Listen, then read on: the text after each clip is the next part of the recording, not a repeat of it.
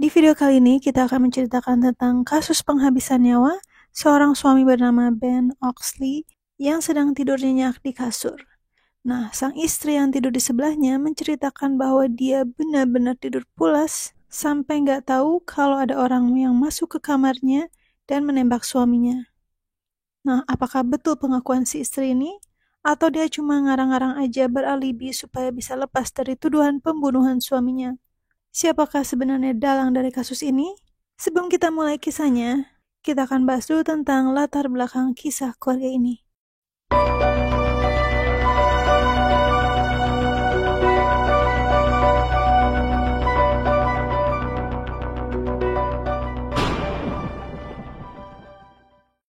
Benjamin Oxley atau biasa dipanggil Ben, lahir di Hawaii pada tanggal 20 Januari 1972. Ben adalah seorang single father. Ben sebelumnya menikah dengan wanita bernama Dawn pada tahun 1999, setelah sebelumnya mereka berpacaran dari tahun 1997. Dan dari pernikahan Ben dan Dawn, mereka memiliki anak bernama Alyssa Oxley. Namun pernikahan tersebut harus kandas, di mana Ben akhirnya bercerai dengan Dawn pada tahun 2003. Pada saat Ben bercerai dari Dawn, Ben memenangkan hak asuh anaknya yaitu Alyssa. Semenjak itu, Ben hidup berdua bersama Alyssa, yang mana pada saat itu Alyssa berusia 3 tahun. Ben sangat sayang sekali dengan Alyssa. Kemanapun dia pergi, Alyssa selalu bersamanya. Bahkan pada acara Valentine pun, Ben membawa Alyssa yang dicintainya. Pada tahun 2005, Ben kembali membuka hatinya untuk menemukan lagi cinta. Dan akhirnya Ben berkenalan dengan seorang wanita cantik bernama Melissa Nichols. Pada saat pertemuan pertama Ben dan Melissa pun, Ben membawa Alyssa. Dan pada saat pertama kali bertemu, Alyssa nggak langsung suka sama Melissa, bahkan membencinya. Tapi hal ini tidak membuat Melissa marah dan menjauh. Bahkan Melissa suka sama Alyssa dari pertama kali mereka bertemu. Dan Melissa terus melakukan pendekatan dengan Alyssa, seiring tumbuhnya perasaan Ben dan Melissa. Dan mereka bertiga pun akhirnya saling mencintai. Alyssa menerima Melissa dengan hati yang terbuka. Hingga akhirnya pada tanggal 17 September 2006, Ben dan Melissa akhirnya menikah setelah kurang lebih setahun mereka berkencan. Alyssa yang saat itu berusia 4 tahun pun selalu mendampingi dan terlihat bahagia. Setelah menikah, Melissa secara resmi mengadopsi Alyssa. Sehingga akhirnya hak asuh betul-betul full dimiliki Ben dan Alyssa.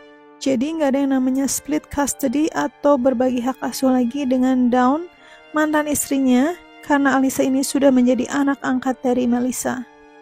Namun Dawn tetap diwajibkan untuk membayar tunjangan anak sebesar $200 per bulan. Setelah menikah, Ben dan Melissa tinggal bersama dalam satu rumah dengan Alyssa dan Craig Nichols, adik dari Melissa yang berusia 17 tahun. Mereka tinggal dalam satu rumah dengan kebahagiaan, hingga pada akhirnya ada kejadian tragis yang menimpa. Kejadian apakah itu?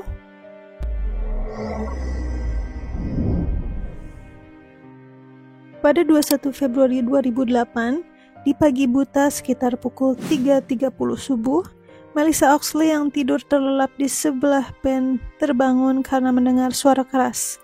Melissa bangun karena kaget dan gak tahu itu suara apa, tapi yang dia ingat suaranya keras banget. Saat itu kamar dalam keadaan gelap. Melissa justru keluar dari kamar. Hal ini mungkin karena orang yang baru bangun pasti akan merasa limbung dan tidak menyadari apa yang terjadi. Nah, Melissa ini kemudian turun ke tangga dan meriksa pintu depan, dan pintu depannya itu memang terbuka. Dari pengakuannya, dia emang terbiasa tidak mengunci pintu. Seperti kita tahu bahwa rumah-rumah di Amerika itu kadang tidak mengunci pintu atau mobil dan lain sebagainya, karena mereka merasa aman. Tapi for your information, hal itu berlangsung biasanya di tahun-tahun 80 atau 90 di saat kriminalitas belum begitu tinggi di Amerika. Makanya hal ini menjadi suatu keanehan tersendiri ya, kenapa Melissa tidak mengunci pintunya. Kemungkinan hal ini sudah menjadi kebiasaan ya, itu sebabnya Melissa tidak mengunci pintu. Kembali lagi ke Melissa setelah dia mengecek keluar rumah, dia langsung ketakutan dan naik lagi ke atas, hendak membangunkan suaminya Ben. Melissa nanya beberapa kali ke Ben dengan mengguncangkan tubuhnya. Ben, kamu dengar gak suara tadi? Tapi Ben tidak menjawab pertanyaan tersebut, dan Melissa akhirnya menyalakan lampu kamar. Dan Melissa pun kaget karena melihat Ben tidak terbangun dan bahkan berlumuran darah. Melissa sangat shock dan akhirnya menelpon polisi. Melissa bilang kalau tiba-tiba suaminya Ben yang sedang tidur di sebelahnya berdarah dan meninggal dunia akibat tembakan dari seseorang yang dia gak ketahui. Ben yang sedang tidur di sebelahnya berdarah dan meninggal dunia. Melissa akhirnya menyadari bahwa Ben ini kena tembak dari seseorang yang dia gak ketahui. Dari sini mungkin Melissa baru ngeh kalau suara ledakan tadi adalah tembakan pas lihat suaminya dengan kondisi seperti itu. Pada saat itu, Alisa ternyata bangun dan hendak ke kamar melihat ayahnya. Namun Melissa menahannya karena khawatir dengan kondisi mental Alisa yang pasti akan sangat kaget dengan kejadian tersebut. Bahkan ketika sedang menelepon polisi, ada suara-suara dari dapur, dan Melissa mencurigai bahwa pelaku masih ada di dalam rumah. Polisi segera datang ke TKP dan ketika masuk ke dalam rumah, polisi masuk ke tiap ruangan. Salah satunya kamar tidur adiknya Craig. Dan pada saat polisi ke kamarnya Craig ini dalam keadaan tidur pules, juga ditutupin selimut. Jadi polisi teriak-teriak dan menodongkan senjatanya pada Craig. Dan Craig ini benar-benar kaget, gak tahu ada apa. Suara tembakan ini sangat besar dan mungkin Melissa dan Alisa juga udah nangis-nangis, tapi Craig ini masih tetap tidur pulas. Berarti memang mungkin tipe-tipe Melissa dan Craig ini adalah orang yang tidurnya tuh sangat nyenyak. Ya bisa dibilang Melissa dan Craig ini mungkin tipe orang yang tidurnya itu memang sangat kebluk. Jadi pas dengar suara ledakan, dia pikir mungkin itu di luar. Makanya Melissa langsung mengecek ke bawah dan mengecek pintu keluar. Kemudian polisi kembali menyisir rumah dan polisi menemukan Melissa bersama Alisa yang sedang memegang telepon dan berlumuran darah. Dan polisi juga menemukan Ben yang berlumuran darah dengan luka tembak di kepala. Ben ditembak ketika tidur pulas. Tembakan itu membunuh Ben yang sudah menikah dengan Melissa selama 18 bulan atau hampir 2 tahun. Polisi memeriksa rumah dan tidak ditemukan tanda-tanda perusakan pada pintu dengan paksa, karena memang pintu tersebut tidak dikunci. Jendela juga tidak pecah atau tidak ada tanda-tanda orang masuk ke dalam rumah dengan dipaksa. Polisi menduga bahwa pelakunya ada seseorang di dalam rumah yang mungkin kenal dengan korban. Setelah kejadian itu, Melissa, Craig, dan Alisa dibawa ke kantor polisi dan mereka diinterogasi di ruang terpisah. Di kamar Craig, polisi menemukan peluru dan senapannya ada di garasi. Polisi sempat mencurigai Craig, namun tidak ditemukan bubuk mesiu di tangan atau badan Craig, dan senapannya pun tidak ada ciri-ciri baru dipakai. Sehingga Craig dikesampingkan dari tuduhan. Kemudian polisi mencurigai Melissa, karena polisi heran kenapa Melissa bisa-bisanya tidak mendengar suara apapun sebelum terjadi tembakan itu. Dan Melissa betul-betul mengatakan pada polisi bahwa dia tertidur lelap pada saat itu. Dia benar-benar capek banget, apalagi untuk memenuhi kebutuhan hidupnya, Melissa harus bekerja di 2 tempat sekaligus dalam sehari. Begitu pula Craig. Craig juga tidurnya sangat pulas. Melissa betul-betul gak tahu apa-apa sampai ada suara keras itu. Bahkan seperti yang tadi aku ceritakan, Craig baru menyadari kejadian itu setelah polisi datang. Craig terbangun karena polisi menyergap kamarnya. Craig bilang benar-benar lagi capek banget dan tidur nyenyak banget sampai-sampai dia gak dengar suara tembakan sekencang itu. Dan baru menyadari ketika polisi menyergapnya di kamar. Craig benar-benar gak tahu kejadian apa di rumahnya. Namun polisi tetap mencurigai Melissa karena bisa-bisanya Melissa ini tidak tahu bahwa suaminya ditembak. Namun Melissa tetap membantahnya kalau dia menghabisi nyawa suaminya. Polisi bertanya kira-kira apakah Ben punya musuh? Dan Melissa mengatakan kalau Ben dan mantan istrinya ini memang sering berkonflik. Meskipun polisi mencurigai Melissa dan Craig, namun polisi tidak memiliki bukti apapun, maka Melissa dan Craig pun dibebaskan. Kalau kalian lihat video interogasinya guys, Melissa ini terlihat sangat shock dengan kejadian tersebut. Polisi juga melakukan pemeriksaan terhadap Alisa sebagai saksi, di mana pada malam itu Alisa bersaksi kalau Alisa terbangun ketika mendengar suara dercit pintu depan dibuka. Dan Alisa melihat seseorang berjalan di rumah. Tapi memang cuma itu yang bisa Alisa jelaskan. Jadi masih belum jelas siapa kira-kira pelakunya. dan polisi menemukan kebuntuan. Kemudian polisi memeriksa Dawn dan James. Nah, siapakah James ini? Nah, James ini diakui Dawn bahwa dia adalah teman dari Dawn. Mereka berdua bersaksi bahwa semalaman mereka ini hanya di rumah dan menonton TV saja. Tidak lama polisi menemukan fakta bahwa ada asuransi kematian atas nama Ben. Jadi jika Ben meninggal, maka akan cair uang asuransi sebesar $400,000. Dan Melissa mengatakan bahwa dia nggak tahu apapun tentang asuransi tersebut. Namun, polisi mencurigai bahwa kemungkinan Melissa mempunyai motif kuat dalam kasus itu karena tertarik dengan uang asuransinya. Tapi anehnya, Melissa belum mencairkan asuransi tersebut. Beberapa bulan setelah kejadian ini, Melissa pun kembali berkencan dengan seorang laki-laki. Makanya gak heran semakin banyak orang yang mencurigai Melissa lah pelakunya. Karena secepat itu dia move on dari suaminya yang terbunuh. Sering pemeriksaan berlangsung, Alyssa dikembalikan pengasuhannya ke ibu kandungnya yaitu Dawn. Sesuatu yang sangat diinginkan oleh Dawn dari semenjak mereka bercerai. Sebetulnya Alyssa tidak begitu kenal dekat dengan ibunya, karena ayah dan ibunya ini bercerai ketika Alyssa masih sangat kecil. Dawn ibunya tinggal dengan James dan saudara-saudara tirinya Alyssa yang lain. Kakak-kakak tiri Alyssa ini adalah anak dari pernikahan ibunya yang sebelumnya. Kakak-kakaknya bernama Devin dan Brandy. Walaupun begitu, Alyssa tetap merindukan ibu tirinya yaitu Melissa. Karena Alyssa tahu betapa tulusnya Melissa mencintai dirinya. Semua orang, bahkan Dawn sendiri menuduh Melissa lah pelaku pembunuhan tersebut. Bahkan Dawn meracuni Alyssa kalau Melissa adalah pelakunya. Namun jauh di lubuk hati Alyssa yakin kalau Melissa bukanlah pelakunya. Alyssa yakin kalau Melissa ini adalah orang yang tulus dan gak mungkin membunuh ayahnya. Berdasarkan hasil penyelidikan, polisi menyadari kalau Ben dan Dawn ini emang sering gak akur.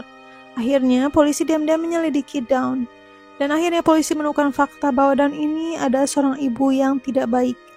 Jadi, si Dawn ini kecanduan narkoba dan alkohol. Sampai dia pun sering menelantarkan anak-anaknya, yaitu Alyssa pada saat kecil dan kakak-kakak tirinya. Sampai kakak-kakaknya ini kadang suka nelfon teman ibu atau ayahnya untuk meminta makanan. Karena ibunya ini sering gak pulang ke rumah seharian.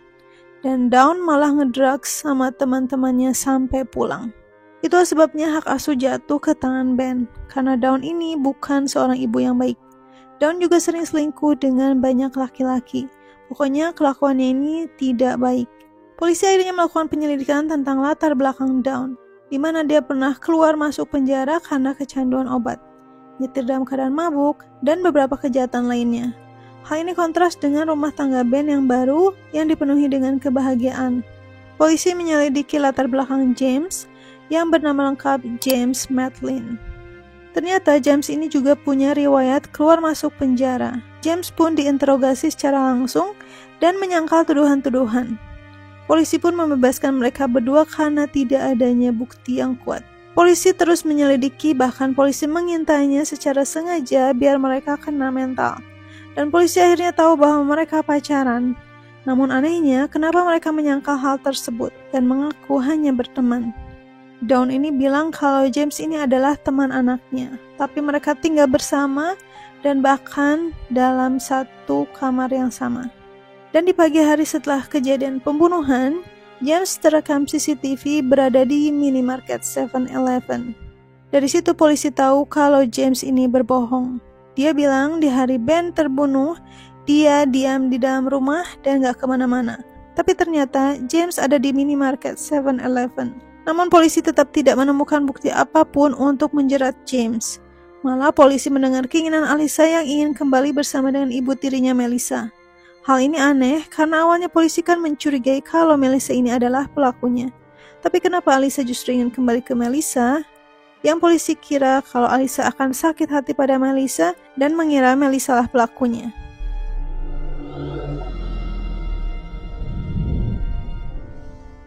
Akhirnya sedikit-sedikit terkuak siapa pelaku pembunuhan ini. Semua berawal dari datangnya anak Dawn yang sudah remaja bernama Devin. Devin datang ke kantor polisi dan dengan berat hati dia ini membuat pengakuan. Di mana Devin bersaksi kalau di malam kejadian, Dawn terus ngoceh ke James kalau dia pengen Ben ini mati. Dawn bilang dia benci Ben karena hidupnya jadi kacau.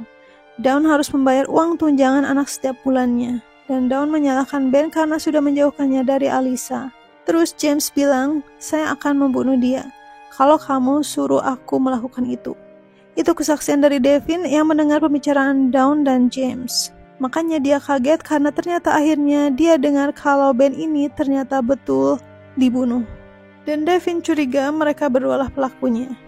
Kemudian entah ada angin apa, tiba-tiba James datang ke kantor polisi dan bersaksi melawan Dawn. James kayaknya udah berpikir kalau dia ketangkap, dia gak mau disebut sebagai otak dari pembunuhan tersebut. Dia mungkin takut kalau Dawn ini manipulatif dan menuduh James lah pelakunya. Makanya mungkin James duluan yang ngaku kalau Dawn lah otak dari pembunuhan tersebut. James akhirnya menjelaskan tentang kronologi kejadiannya.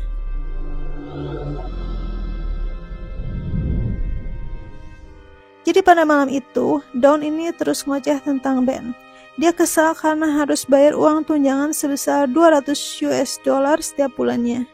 Dia pengen Ben mati karena kalau Ben mati, Alyssa akan bersamanya dan dia bisa bebas dari kewajiban bayar tunjangan tersebut. James bertanya juga pada Dawn apakah dia juga harus membunuh Melissa? Dan Dawn bilang iya.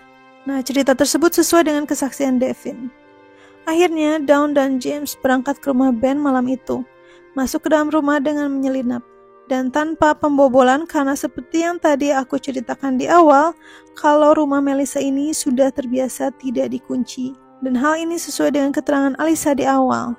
Mereka pakai baju dan topeng tertutup. Ketika berjalan menyelinap mencari kamar Ben dan Melissa, Dawn melihat ada pintu kamar terbuka. Dan itu adalah kamar Alyssa. Dan Dawn masuk ke kamar Alyssa sesuai dengan kesaksian Alyssa. Dan James tahu kalau Dawn ini gak mengikuti James ke kamar utama tempat Ben dan Melissa tidur. Kemudian James sudah menyiapkan peluru dan siap menembak Ben dan Melissa saat itu. Akhirnya James menembak Ben. Dan ketika James siap menembak Melissa, tiba-tiba peluru macet dan James langsung memutuskan lari dari rumah itu menuju mobil di mana Dawn sudah standby di mobil. Melissa beruntung karena tidak jadi dibunuh. Mobil sempat susah di starter, namun akhirnya mereka bisa meninggalkan lokasi kejadian hingga terjadi seperti kisah di awal, di mana Melissa bangun dan menemukan Ben tak bernyawa. Polisi kaget dengan pengakuan tersebut, yang mana polisi sempat menuduh Melissa lah pelakunya dan bahkan menitipkan Alyssa malah ke pembunuh yang sebenarnya. Akhirnya James dan Dawn ditangkap oleh polisi.